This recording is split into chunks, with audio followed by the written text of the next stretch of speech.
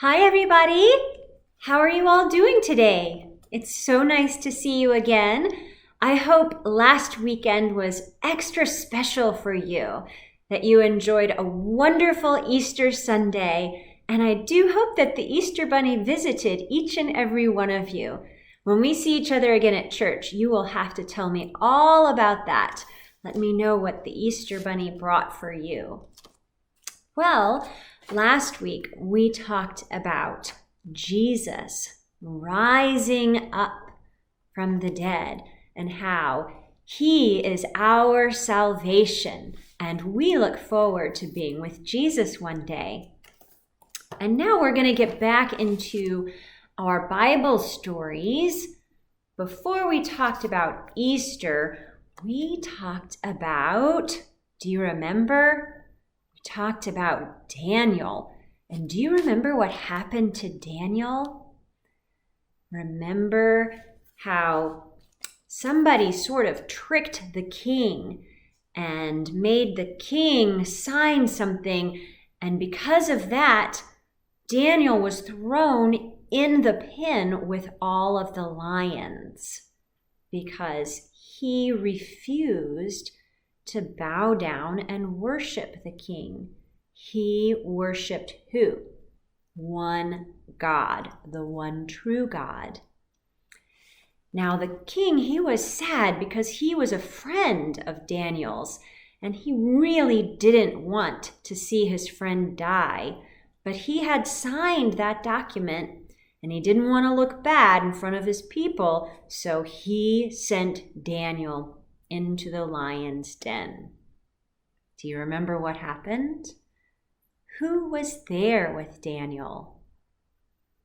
God sent an angel to protect Daniel. That was such a good story. Daniel held firm to his faith and belief in one God, and he was saved. And when the king saw what happened, that's what our next story is about. What do you think happened once that king saw? He ran down there and thought that Daniel would be eaten for sure. But when they opened the door, the lions were sleeping. They didn't eat Daniel, and the king was so relieved. Let's see what our story is about today, because I believe we're going to talk about that king because he does something very good for the people of Israel. Remember, right now, they are slaves again. They were taken out of Jerusalem by that bad Nebuchadnezzar, and they have been in slavery. And now something's about to happen because of what this king saw. He saw what God did for Daniel. So our story today is called The Return Home. So what do we think is going to happen? It says, then everyone God had stirred up got ready to go. They wanted to go up to Jerusalem and build the Lord's temple there. They included the family leaders of Judah and Benjamin. They also included the priests and the Levites. That's from the book of Ezra. All right, it says 3 generations, that's a lot. 3 generations of children were born and raised during the exile. Exile means they had to exit, get out of Jerusalem. They were forced out. So for 3 generations, the Jewish people lived in Babylon. Remember, King Nebuchadnezzar was from Babylon. And they endured many, many evil kings and hard times as slaves. Finally, the Jews lived under a good king, King Cyrus. Not only was King Cyrus a good leader, he also worshiped the one true God. This kind and generous king made a good choice. He decided that the Jewish people could go back to their homeland and to the city of Jerusalem. Remember, King Cyrus was friends with Daniel, and when he saw how powerful God was, he immediately said, I'm letting this people go. I want you to go back to Jerusalem and build that temple for God. He believed. Right. Here we go. It says, homesick no more. Have you ever been homesick? Boy, I remember the first time I was homesick. I went to a Girl Scout camp. Maybe I was 8 or 9 years old. It was called Camp Lady Slipper. And it was my first time away from home, away from my mom and my dad and my little brother. And we lived out in the woods, in the tents. And where I'm from, we had lots of mosquitoes at night. So each one of our beds was covered with a big mosquito net. But boy, that didn't work. Those mosquitoes just loved to eat me at night. And I just remember, I don't really remember enjoying camp. I was so homesick. I wonder if that's ever happened to you. Well, the Jewish people were very homesick. For 3 generations, they were in Babylon, and they were slaves, and they just desperately wanted to go home. All right, it begins. It says, start packing.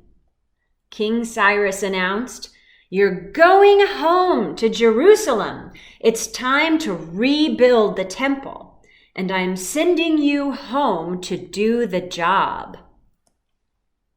Whoa, the people could hardly believe their ears.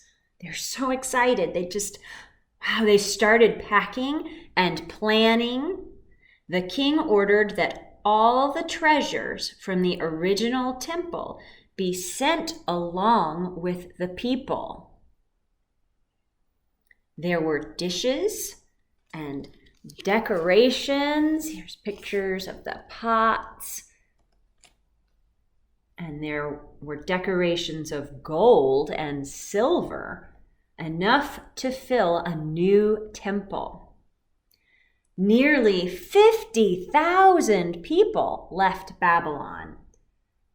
Homesick no more, they sang and they danced as they traveled to Jerusalem. How happy they are to go back home. Let's see.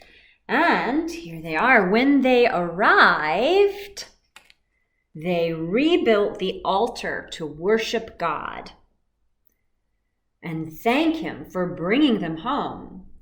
And they laid the foundation for the new temple. And then they celebrated. Woohoo! The people played their instruments and they sang praises to God. The Lord is good. His faithful love continues forever. You see the pictures? They're singing and dancing and playing the horn. Good times. Oh, what does this page say? Interesting. It says, but the local people of Samaria didn't like the Jews coming back to town and building the temple. They fussed and argued and even wrote letters to King Darius, but his answer was, leave these people alone and let them build the temple. So some of the Jews wanted to build their own houses first. So they left the temple work to tend to their own needs.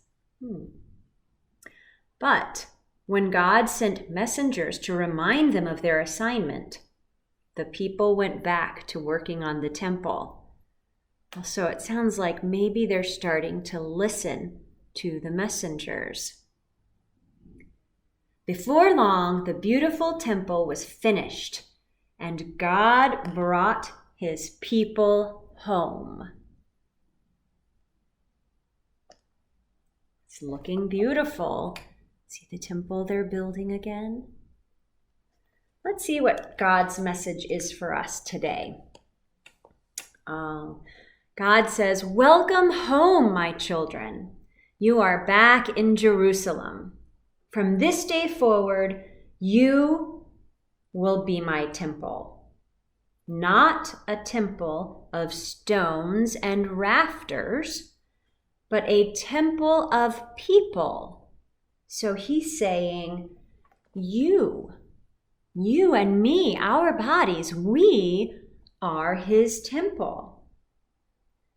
He says, "Go now and be my message that the creator of the universe lives among you." Wow.